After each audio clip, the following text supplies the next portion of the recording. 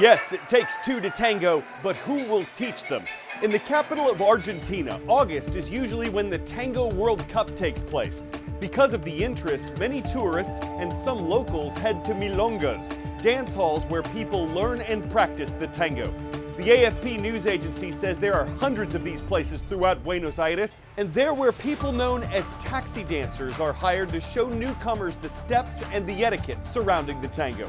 Without a teacher, one taxi dancer says, those with experience can be a little cruel to outsiders, possibly elbowing them or stepping on their toes. So for a fee of around $50, visitors get a guaranteed dancing partner, an experienced teacher, and the chance to fulfill the dream of dancing the tango in the region that invented it.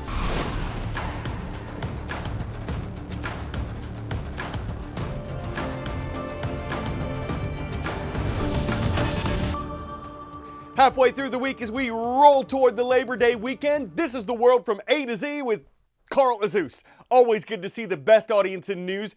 Next story today takes us to the Middle East. Israeli forces said Tuesday they'd rescued another hostage, this time from a tunnel in southern Gaza.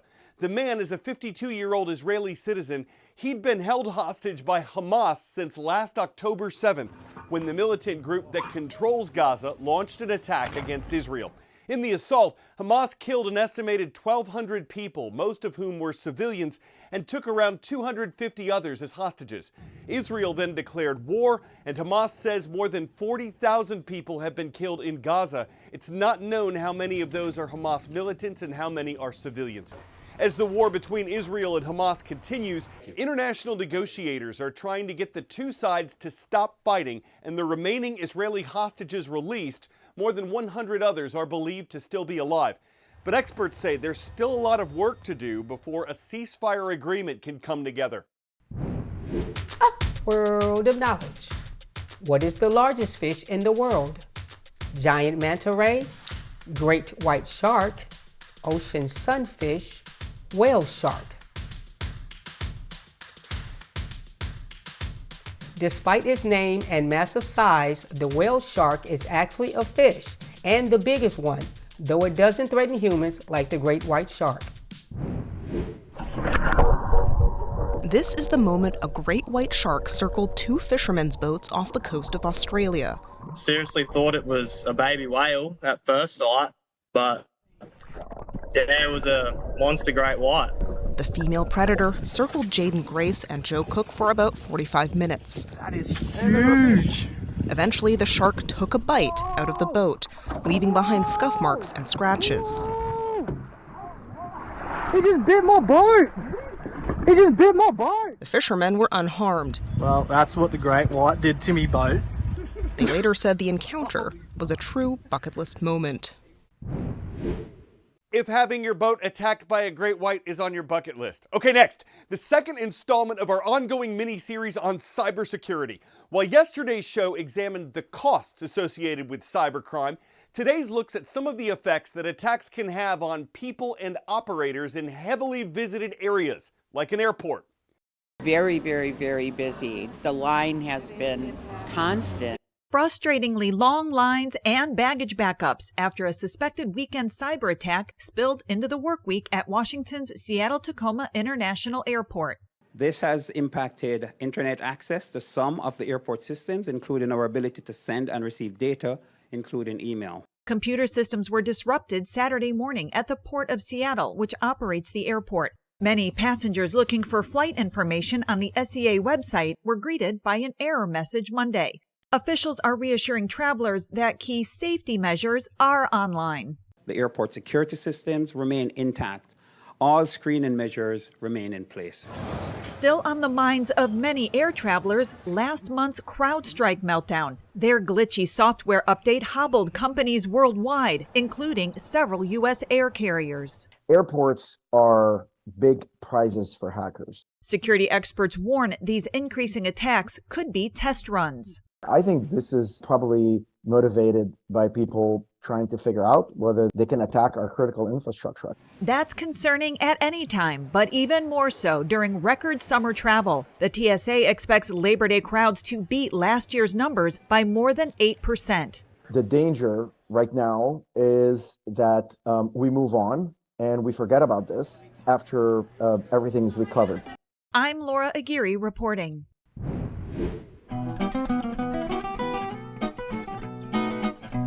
On this date in world history. Several events related to the U.S. Civil Rights Movement took place on August 28th.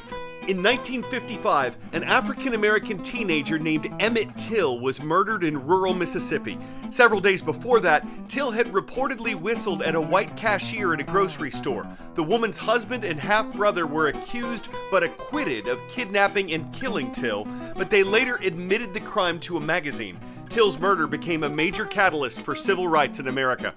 On August 28, 1963, civil rights leader Dr. Martin Luther King Jr. gave what became known as his I Have a Dream speech during the March on Washington for Jobs and Freedom. It was a poignant moment for the march, and Dr. King's words became some of the most well-known in American history. And the 1964 Philadelphia race riot, also known as the Columbia Avenue riot, began on this date amid racial tensions in part of the city. It started after a false rumor that a pregnant black woman had been killed by 2 white police officers. No one was actually killed at any point in the 3-day riot, but there were hundreds of arrests and injuries and extensive property damage.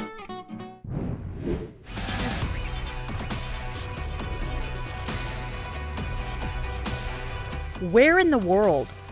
This is a nation that was once controlled by Spain and the U.S. It achieved its independence in 1902 and became communist in 1959. That's when Fidel Castro led the overthrow of the island's previous government. This is Cuba, a Caribbean country 90 miles south of Florida. At a lab in central Cuba, biochemist Daron Martin dotes like a proud father over a table swarming with silkworms. Hundreds of the cream-colored caterpillars squiggling around on a lush bed of leaves, freshly picked from the plants right outside. They're busy spinning their strong but fine fiber. Martin hopes to show that producing silk can become sort of a cottage industry. We're showing that the yields of cocoon and thread, along with the use of these materials in fabrics, jewelry, and cosmetics, offers a potential high income. And people in Cuba need more income. 3/4 of them live in poverty. Martin's project is Arte Seda. He oversees the whole process from rearing the caterpillars to growing their preferred food and then harvesting their silk. Silkworms are the larvae of a moth. They spin a cocoon of the fiber. Martin says silkworms need conditions like in their native Asian countries. Fortunately, Cuba is a good match. Balmy temperatures, airy trade winds, and a year-round growing season assure a happy home and plenty of caterpillar food. Dalgi Chaviano owns a small shop in Havana making cosmetics, crafts, soaps, fabrics, and prints. She says it wasn't hard to get permission from the government to raise mulberry plants and silkworms right in the capital city, probably because of the small scale of such an operation. The Cuban project began with funding from the European Union and the French government. In recent years, the communist-ruled island of Cuba has been more lenient about free enterprise. America's Heartland is where we begin our daily tour of who's watching. From Kansas, a warm welcome to Mr. Rodenberg's or Rodenberg's class. Remington Middle School is watching from Whitewater. Mr. Fry's class is online in the Rough Rider State. That's North Dakota, home of Belfield High School. Hello to the city of Belfield. And in the Silver State of Nevada, it's great to see Miss Sanchez's class at Fess Middle School. We're soaring with the Flyers in Las Vegas.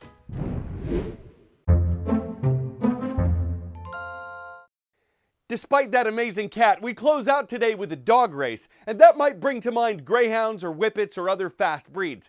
But at a recent event in the European nation of Lithuania, well, it's corgis that are cleared for takeoff.